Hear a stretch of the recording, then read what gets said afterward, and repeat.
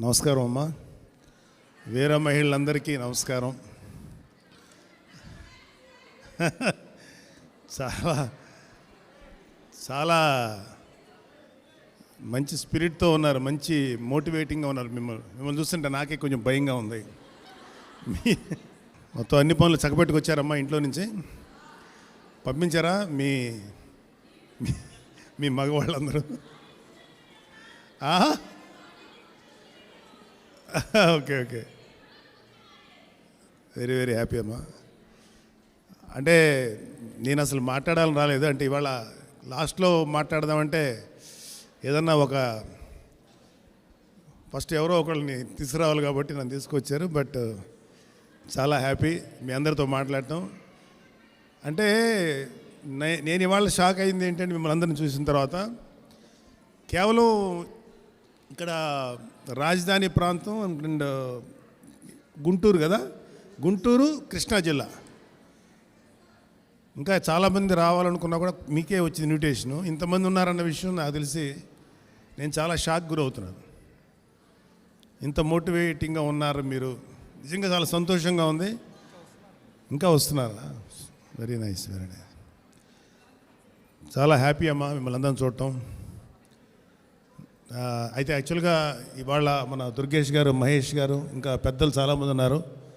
మిమ్మల్ని ఎలాగా మన పార్టీని ముందుకు తీసుకెళ్ళాలి, మీ పార్టిసిపేషన్ ఎలా ఉండాలి, మీరు ఏం చేయాలి అనేది వాళ్ళు చెప్తారు. మొదటిగా మిమ్మల్ని అభినందించాల్సిన విషయం ఏంటంటే, ఆ ఇండ్లల్లో అన్ని పనులు చక్కబెట్టుకొని మీ మీ తల్లిదండ్రులకనో లేకపోతే మీ భర్తలకో మీ పిల్లలకో అన్నీ చక్కబెట్టుకొని కూడా మనం ఈ యొక్క ఒక సామాజిక స్పృహ ఉండి మనం కూడా రాజకీయ చైతన్యం ఉండాలి అని ఆలోచించి మీరు ఇంత దూరం వచ్చి పార్టిసిపేట్ చేస్తున్నందుకు నిజంగా హ్యాట్స్ ఆఫ్, గ్రేట్. ఈ చుట్టుపక్కల ప్రాంతాల నుంచే ఇంతమంది వచ్చారంటే, అంటే రెండు ప్రాంతాలు, గుంటూరు కృష్ణా జిల్లా, ఇంకా రావాల్సిన వాళ్ళు ఉన్నారన్నారు. అంటే ఆడవాళ్ళకి కనుక మంచి అవకాశాలు ఇస్తే మగవాళ్ళకన్నా 100 రెట్లు స్పీడ్తో దూసుకెళ్తారని నాకు తెలుసు. ఆ భయంతోనే చాలామంది మగవాళ్ళు మీకు అవకాశం ఇవ్వరు.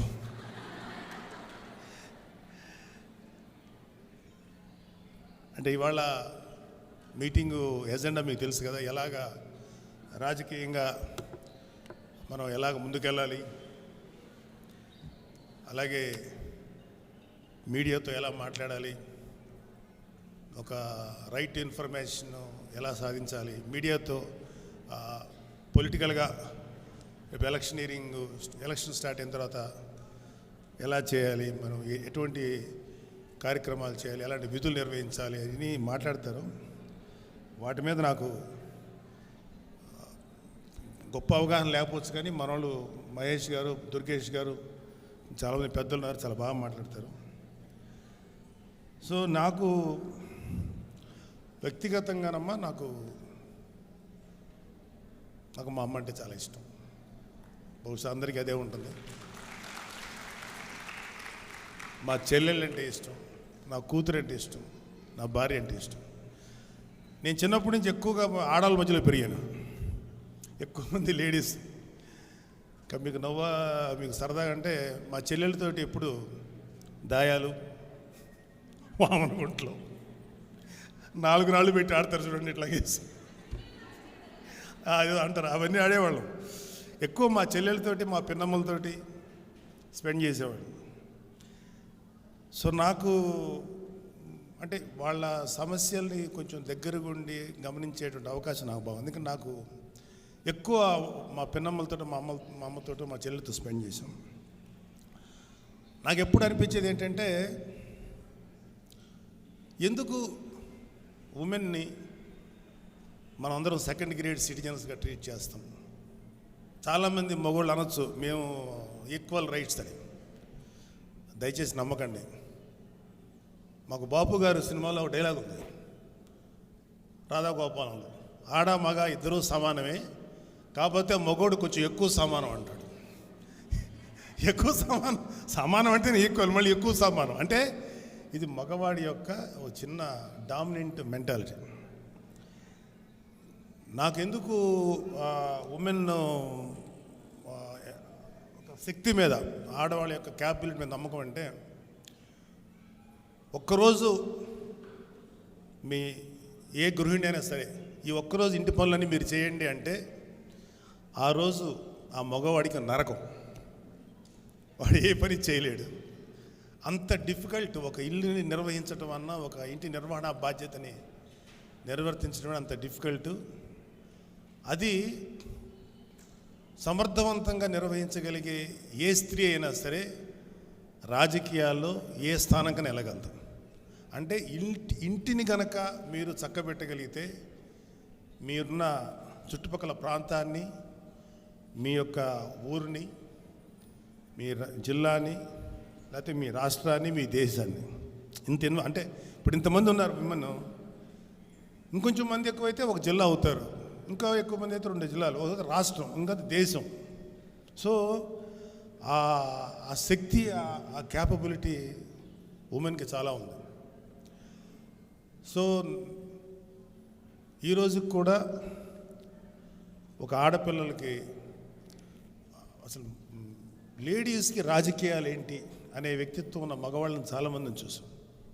కానీ ఖచ్చితంగా మీరందరూ కూడా ఇలా ముందుకొచ్చి ఇలా పొలిటికల్గా మోటివేట్ అయ్యి, మనకి పవన్ కళ్యాణ్ గారు లాంటి మంచి నాయకుడు, ఒక అద్భుతమైన నాయకుడైన ఆయన సారథ్యంలో మనం ఒక మంచి చేయాలి మన రాష్ట్రానికి అనేటువంటి ఆలోచనతో మీరందరూ రావటం నిజంగా చాలా గొప్ప విషయం. అంటే ఇవాళ ఉమెన్ ఎంతవరకు సాధించవచ్చు అనేది మనం కృష్ణా, గుంటూరు జిల్లాలు దాటి కూడా వెళ్ళక్కర్లా. ఇవాళ రాజధాని ప్రాంతంలో అమరావతి రాజధానిగా ఉండాలని అద్భుతమైన ఉద్యమం చేసిన వాళ్ళు ఉమెన్, ఆడవాళ్ళు. ఎక్కువ ప్రముఖ పాత్ర వహించింది ఆడవాళ్లే. టీవీలో కానీ పబ్లిక్లో మేము అమరావతి వెళ్ళినప్పుడు కానీ మేము ఎవరు వెళ్ళినా సరే అక్కడ ఎక్కువ మందిని ఉమెన్నే చూశాను. అలాగే ఈ రోజుకి కూడా ఇంకా ఫైట్ చేస్తూనే ఉన్నారు. ఆల్మోస్ట్ వాళ్ళకి జస్టిస్ జరిగిందే కానీ ఇంకా మన ఈ జగన్ గారు ఇంకా దాని మీద ఏదో చేస్తున్నారు. వాళ్ళు ఇంకా 3 రాజధానులు అంటున్నారు. అయినా సరే ఇప్పటికి కూడా వెనక్కి తగ్గకుండా రాజధాని ప్రాంతం అమరావతి ఉండాలని యుద్ధం చేస్తున్న మహిళా మనులు మన దగ్గరే ఉన్నారు. ఇక్కడ మీలో కూడా చాలామంది ఉండే ఉంటారు.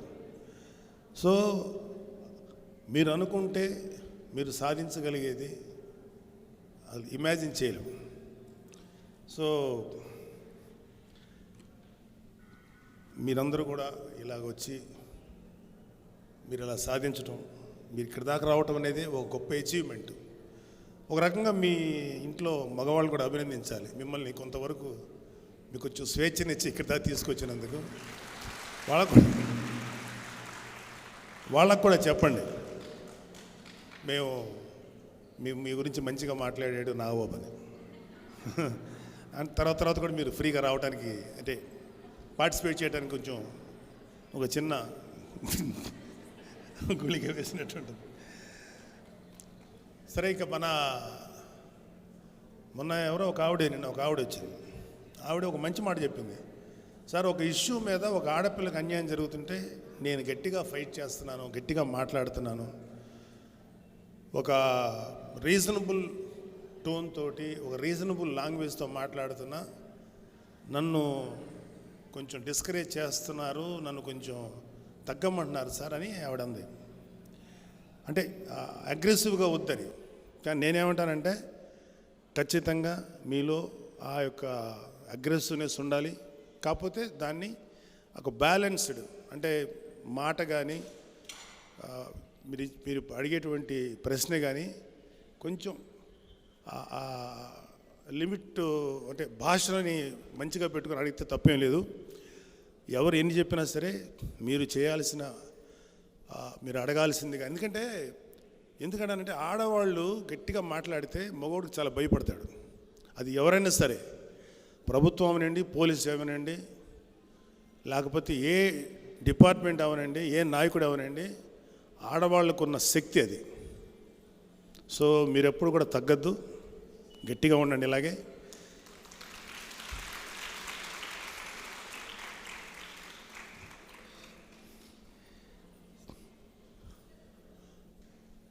ఏం మాట్లాడాలి, నేను అలా అన్ప్రిపేర్డ్గా వచ్చాను.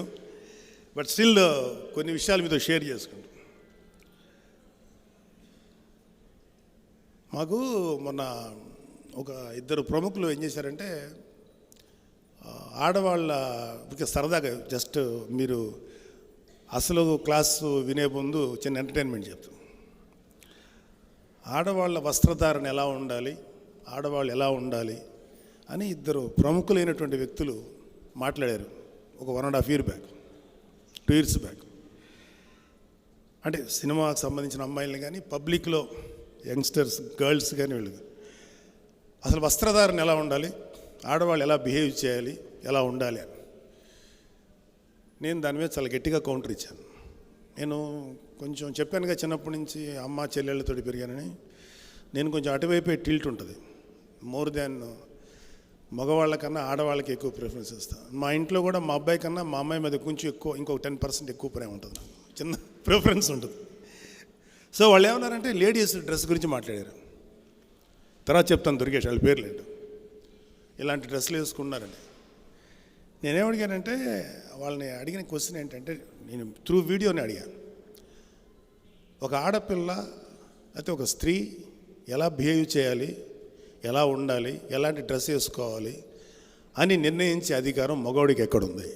మనకి ఏ రైట్ ఉంది ఒక ఆడపిల్ల ఎలా డ్రెస్ చేసుకోవాలి, డ్రెస్సింగ్ కానీ వాళ్ళు ఎలా బిహేవ్ చేయాలో కానీ అది వాళ్ళ వ్యక్తిగత విషయం. నాకు తెలిసినంతవరకు ఏ స్త్రీ కూడా, ఏ లేడీ ఆడపిల్లలు కూడా మగవాడు ఎలా ఉండాలి, మగవాడి వస్త్రధారణ ఎలా ఉండాలని ఎప్పుడు డిక్టేట్ చేయరు. మరి ఎందుకు మగవాడు ఇలాంటి మోరల్ పోలీసింగ్, ఆడవాళ్ళు ఎలా ఉండాలని డిసైడ్ చేశారో ఇలాంటి ఎందుకు చెప్తున్నా నాకు అర్థం కాలేదు. సరే, ఆ పిల్లల డ్రెస్సింగ్ బాగాలేదు, ఏదో కొంచెం చెప్పారు ఎలాంటి డ్రెస్సింగ్ వేసుకుందాం. వాళ్ళందరూ కొంచెం ప్రవచనాలు చెప్పేంత గొప్ప వ్యక్తులు. ఏమన్నా అసలు ఒక ఆడపిల్ల ఏ డ్రెస్ వేసుకుందని ఫస్ట్ నువ్వు ఎందుకు చూసావు, ఫస్ట్ వాళ్ళ వైపు అని అడిగాను. చూస్తే ముఖం చూడాలి, లేకపోతే కాళ్ళు చూడాలి ఆడపిల్లల్ని. అసలు మీ వాళ్ళు నకసిక పర్యంతం చూడాల్సిన అవసరం నీకేమొచ్చింది అని. దానికి ఎగ్జాంపుల్, రామాయణంలో సీతాదేవి రావణాసురుడు తీసుకెళ్ళిపోతుంటే నగలు వదిలేసి వెళ్తుంది. లక్ష్మణుడికి చూపిస్తాడు, రాముడికి ఏడుస్తుంటే కనపడదు సరిగా. సీతాదేవి కంఠాభరణం, ఆ నడుము కట్టుకున్న వడ్డాను అవి చూపిస్తే గుర్తుపట్టాడు. నాకు తెలియదన్నయ్య, ఇది నాకు తెలియదు, వదిన వేసుకుందో లేదని. ఆఖరికి ఆవిడ కాలికి వేసుకున్న కడియం చూపిస్తే అప్పుడు చెప్పాడు, అన్నయ్య ఇది వదిన గారిదే అని. అదేంట్రా నువ్వు మరి మెళ్ళ వేసుకుని చూడంటే, నేను ఎప్పుడు వదిన గారి మొహం చూడలేదన్నయ్య, ఇప్పుడు ఆవిడ కాళ్ళ వైపు చూసాను. మగవాడు అలా ఉండాలి. మగవాడు అంటే అంత అని మీరు రామాయణ మహాభారతం నుంచి అద్భుతంగా చెప్పే వ్యక్తులు, మీరు ఒక ఆడదానికి కాలు చూడాలి కానీ నకసిక పర్యంతం చూసి ఎలాంటి డ్రెస్ వేసుకోవాలో చెప్పడానికి మీకేం హక్కు ఉందని. సో ఇలాగా ప్రతి సందర్భంలోనూ ఈ పురుషాధిక్యం ఉంది. బట్ ఇవాళ రోజుల్లో మీరందరూ ఇలా వచ్చి ఈక్వల్గా ఉండి సాధించగలగటం, ఏదైనా అచీవ్ చేయటం అనేది చాలా గొప్ప విషయం. నాకు వెరీ వెరీ హ్యాపీగా ఉందమ్మా. మీకు ఎప్పుడు ఎటువంటి నా వైపు నుంచి మీకు ఎటువంటి సహకారం కావాలన్నా, సపోర్ట్ కావాలన్నా నేను ఎప్పుడు మీ వైపు ఉంటాను.